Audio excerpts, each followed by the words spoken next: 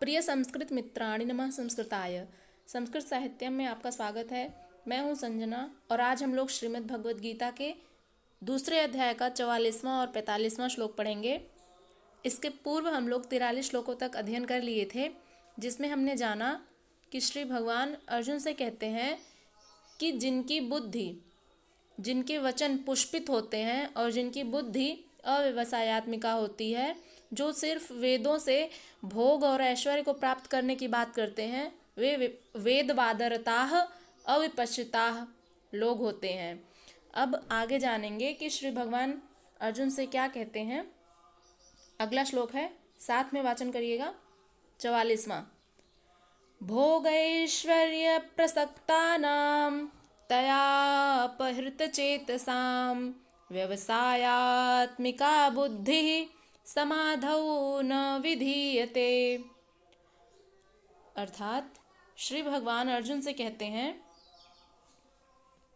भोग ऐश्वर्य प्रसक्तानाम अर्थात आसक्त लोगों की, भोग ऐश्वर्य में आसक्त लोगों की, तया अर्थात उस वाणी, यानी कि जो पुष्पित वचन हमने पिछले श्लोक में पढ़ा, तया अर्थात उस वाणी के अपहृत चेतसाम, अपहृत अर्थात हरण कर लिया गया है। अपहरण शब्द आपने सुना होगा, अपहृत, अपहृत से ही अपहरण बना हुआ है, तो अपहृत अर्थात हरण कर लिया गया है।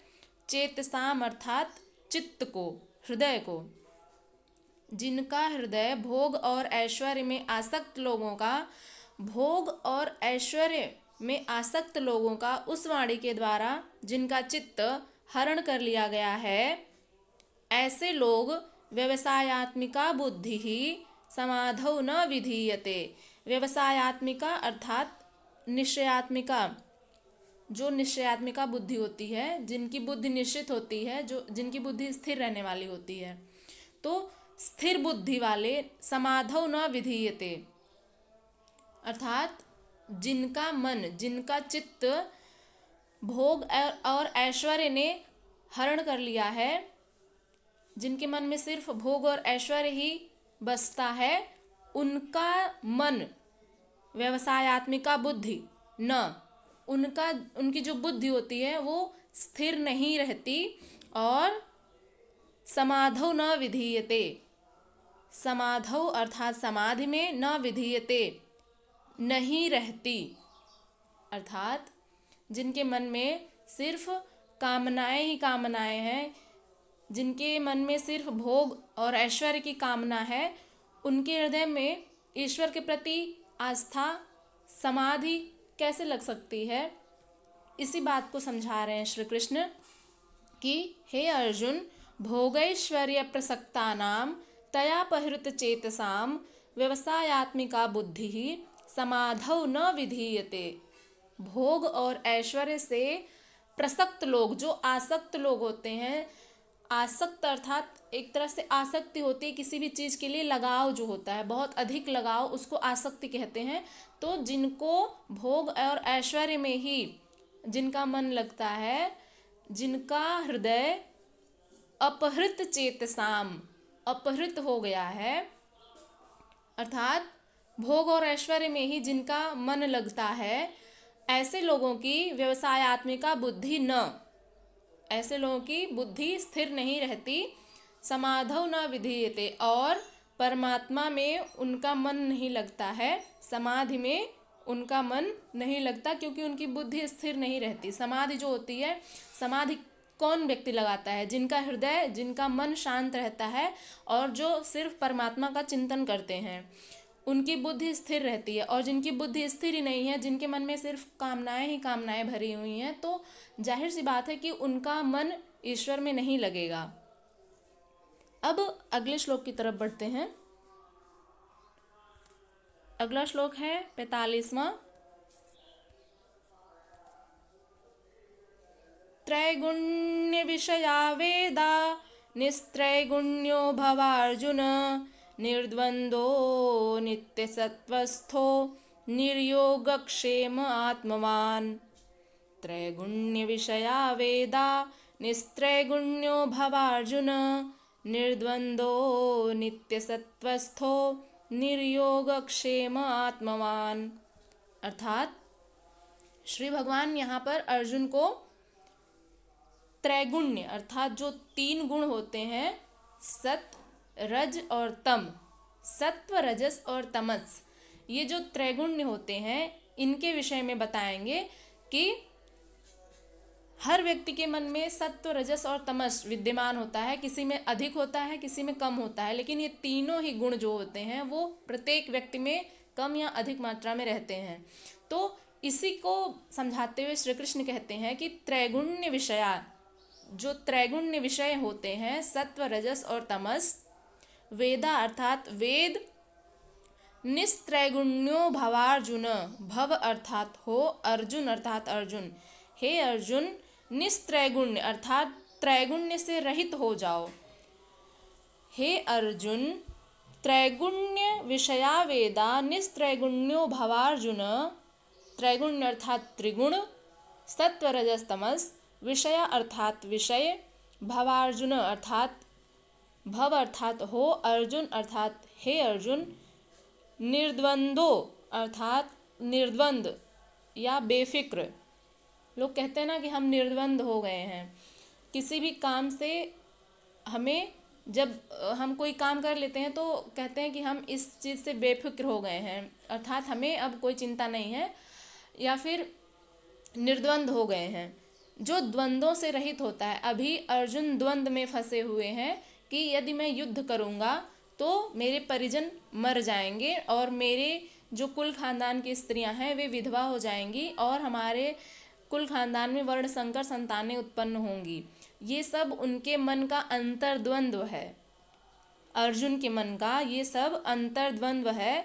इसी के निवारण हेतु श्री कृष्ण अर्जुन से कहते हैं कि निर्द्वंदो भव अर्जुन, हे अर्जुन तुम निर्द्वंद हो जाओ, नित्य सत्वस्थो निर्योगक्षेम आत्मवान। नित्य सत्वस्थ,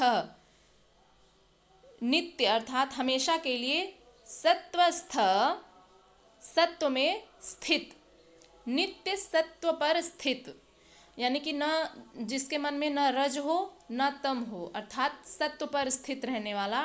निर्योगक्षेम आत्मवान, निर्योगक्षेम अर्थात योगक्षेम को न चाहने वाला।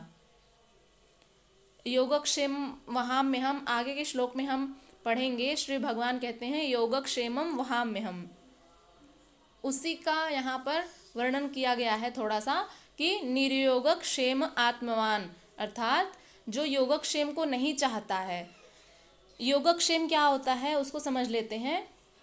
प्राप्त वस्तु की रक्षा करना जो होता है उसको क्षेम कहते हैं, और जो अप्राप्त वस्तु है उसको पाने की इच्छा रखना ये योग है। तो जिसको हम प्राप्त कर लिए हैं, जिस वस्तु को प्राप्त कर लिए हैं, उस प्राप्त वस्तु की रक्षा करना क्षेम है, और जो अप्राप्त वस्तु है जिसको हम पाना चाहते हैं उसको पाने की इच्छा रखना ये योग है। तो योगक्षेम इसी को कहते हैं।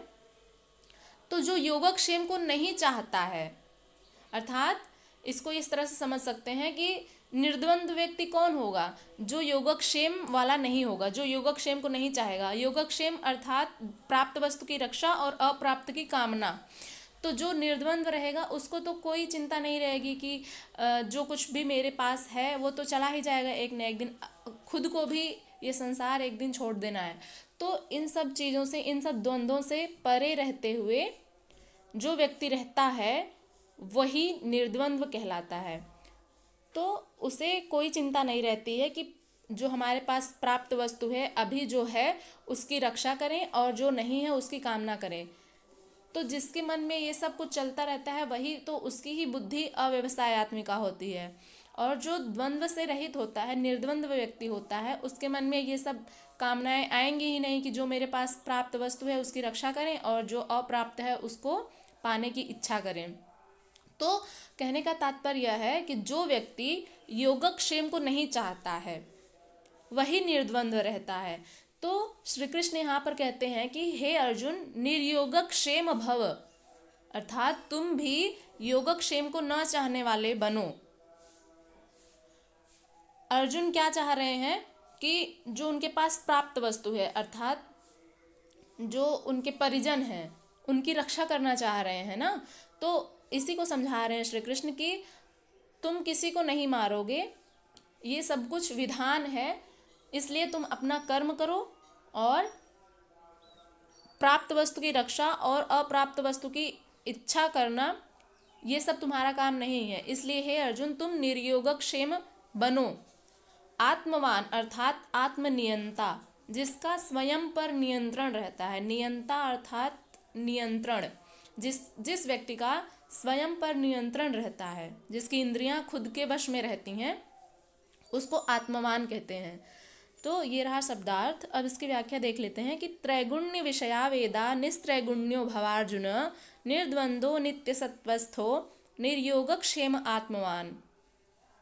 अर्थात हे अर्जुन, वेद उपर्युक्त प्रकार से तीनों गुणों के कार्य रूप समस्त भोगों एवं उनके साधनों का प्रतिपादन करने वाले हैं। जो अभी हमने वेद के बारे में पढ़ा था पिछले श्लोक में, उसमें ये जो त्रैगुण्य है, इसके कार्य रूप समस्त भोग और उनके साधन का प्रतिपादन किया गया है। इसलिए तुम उन भोगों एवं उनके साधनों में आसक्तिहीन, हर्ष शोक आदि द्वंद्वों से रहित, नित्य वस्तु परमात्मा में स्थित। नित्य क्या है? नित्य, शाश्वत, सनातन क्या है? एक ही वस्तु है। वो क्या है? वस्तु नहीं कह सकते उसको, एक ही है। वो क्या है? परमात्मा। तो परमात्मा नित्य है, शाश्वत है, सत्य है, सनातन है। तो इन सब द्वंद्वों से रहित होकर हे अर्जुन, जो नित्य है, ऐसे परमात्मा में तुम स्थित हो जाओ। योगक्षेम को न चाहने वाला और स्वाधीन अंतःकरण वाला हो। हे अर्जुन, तुम योगक्षेम को अर्थात प्राप्त वस्तु की रक्षा करना और अप्राप्त की कामना करना, ऐसे तुम ना बनो। अतः योगक्षेम को न चाहने वाले बनो और स्वाधीन अंतःकरण वाले हो। इस समय अर्जुन की जो इंद्रियां हैं उनके वश में नहीं है, कि अर्जुन से बड़ा धनुर्धर कोई नहीं है। अर्जुन की बदौलत ही देखा जाए तो महाभारत का युद्ध पांडवों ने जीता। तो यही कह रहे हैं श्री कृष्ण की स्वाधीन अंतःकरण वाले हो। प्रथम अध्याय में हमने पढ़ा था कि अर्जुन श्री कृष्ण से कहते हैं कि मेरा गांडीव गिरा जा रहा है, मेरे शरीर में कंपन हो रहा है और मेरा जो मन है वो भ्रमित सा हो रहा है। ऐसा हमने पढ़ा था पिछले श्लोक में। तो उनका जो मन था उनके नियंत्रण में नहीं था। इसलिए यहाँ पर श्री कृष्ण अर्जुन से कहते हैं कि आत्मनियंता बनो तुम। अंतःकरण, जिसकी इंद्रियां जिस व्यक्ति के वश में रहती हैं, वो आत्मनियंता होता है, आत्मवान व्यक्ति होता है। इसलिए हे अर्जुन, तुम योगक्षेम को न चाहने वाले और स्वाधीन अंतःकरण वाले बनो। अब सत, रजस और तमस क्या होता है? सत अर्थात जिसमें बहुत अधिक सुख मिल जाए, उसे सत कहते हैं। और रज में क्रियाशीलता रहती है, कार्य क्रियाकलाप हम लोग करते रहते हैं। और तम जो होता है वो आलस्य का प्रतीक होता है। तो ये जो सत्व, रज और तमस है, ये त्रैगुण्य है। इनसे परे रहते हुए तुम अपने कर्म को करो। अब अगला श्लोक हम लोग कल पढ़ेंगे। अगले श्लोक में हम 46वां और 47वां श्लोक पढ़ेंगे, जिसका आप सभी को इंतजार है। और मुझे भी अत्यंत खुशी है कि हम अपने सबसे पसंदीदा श्लोक को पढ़ेंगे, जो कर्मण्येवाधिकारस्ते माँ फलेषु कदाचन माँ कर्मफल हेतुर्भुर्मा ते संगोत्सव कर्मणि। 47वां श्लोक है गीता के दूसरे अध्याय का। इसको हम लोग पढ़ेंगे। तब तक के लिए नमः संस्कृताय।